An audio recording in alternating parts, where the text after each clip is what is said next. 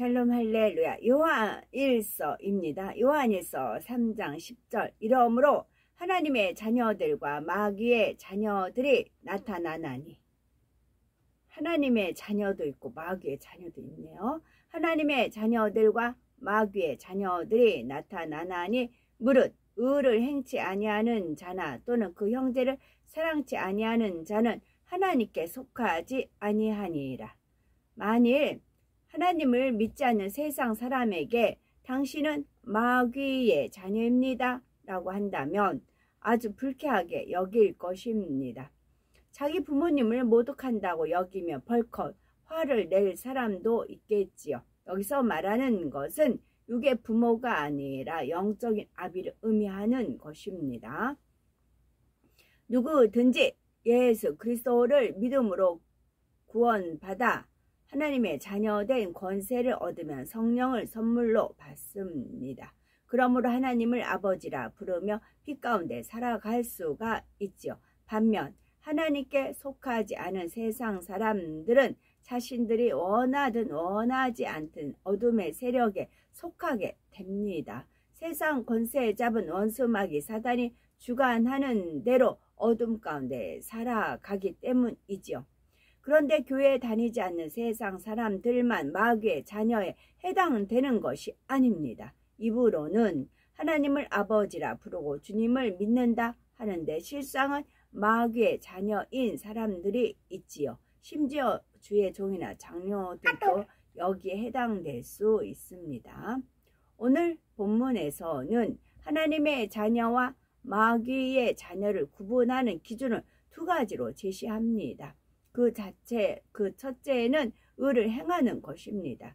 의를 행한다는 것은 곧 하나님의 말씀을 지켜 행하는 것입니다. 내 유익에 맞는 말씀만 행하고 맞지 않는 말씀은 행하지 않는 것, 이해가 되는 말씀은 순종하고 이해되지 않는 말씀은 순종하지 않는 것, 이런 것이 의가 아닙니다. 성경 66권 하나님 말씀 전체를 그대로 믿고 순종하는 행함이 의입니다.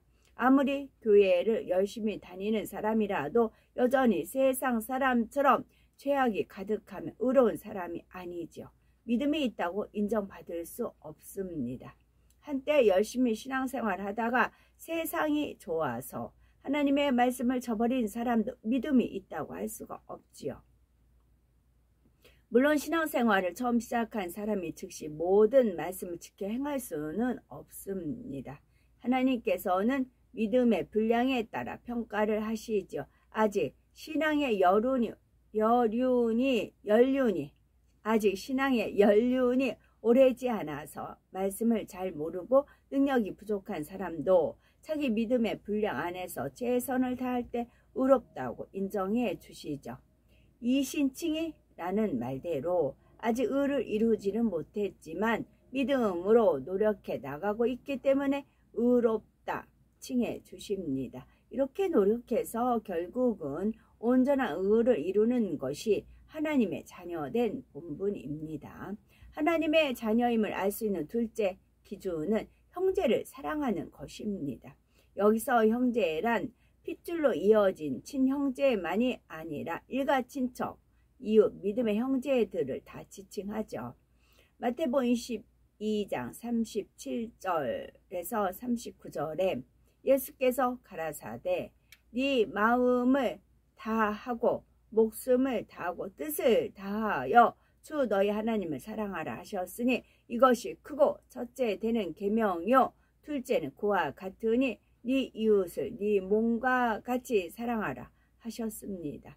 하나님을 사랑하는 것과 이웃을 내 몸처럼 사랑하는 것, 이것이 모든 율법 중에 가장 크다 하셨죠.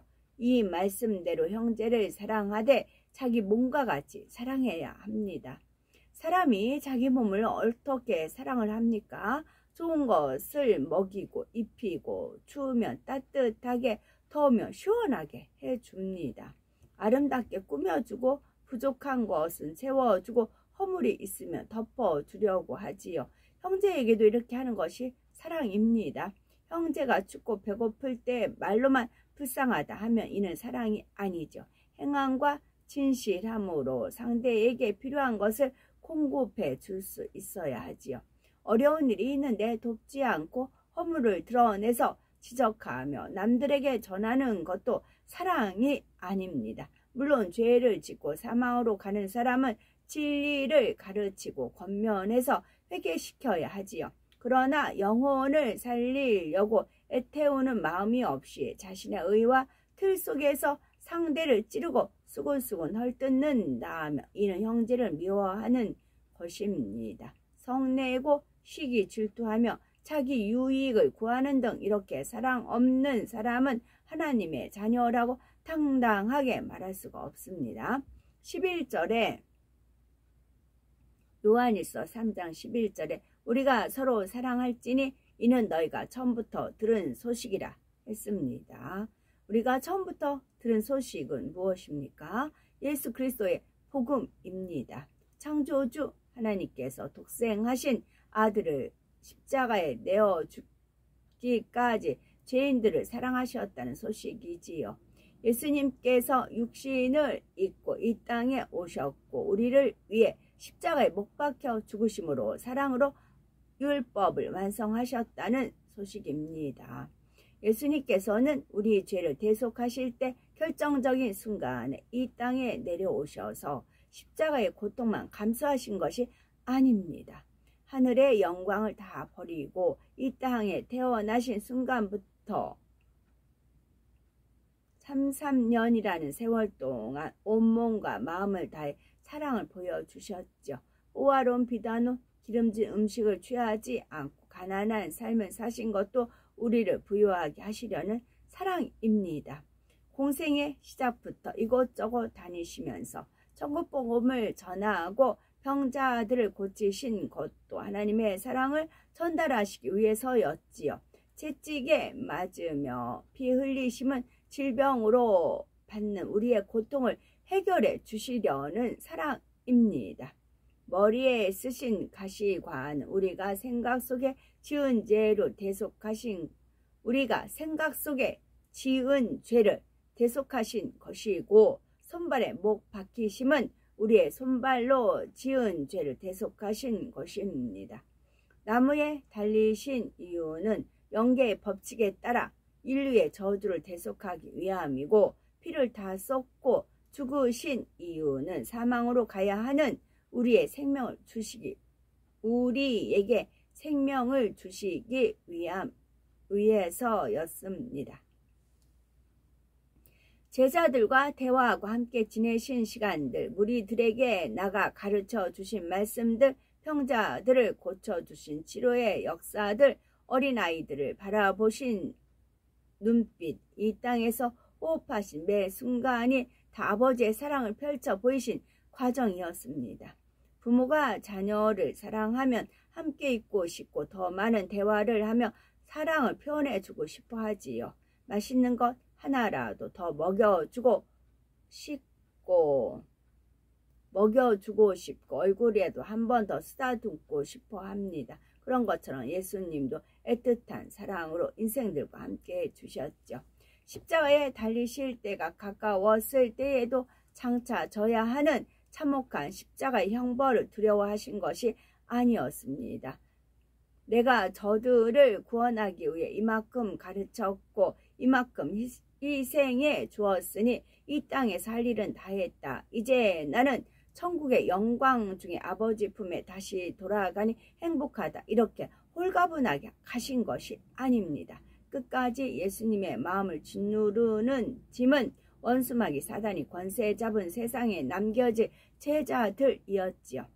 지금까지는 제자들과 함께하면서 사랑으로 가르치고 지켜주었지만 이제 내가 떠나면 이 무리는 어찌하나 이런 염려와 안타까움 속에 차마 떨어지지 않는 발걸음으로 골고다 언덕을 오르셨습니다.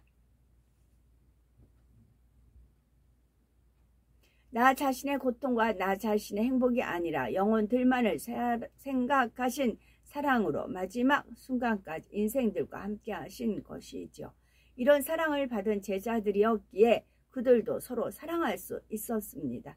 예수님께서 사랑을 보여주신 대로 제자들도 생명을 다해 하나님을 사랑하고 영혼들을 사랑할 수 있었지요.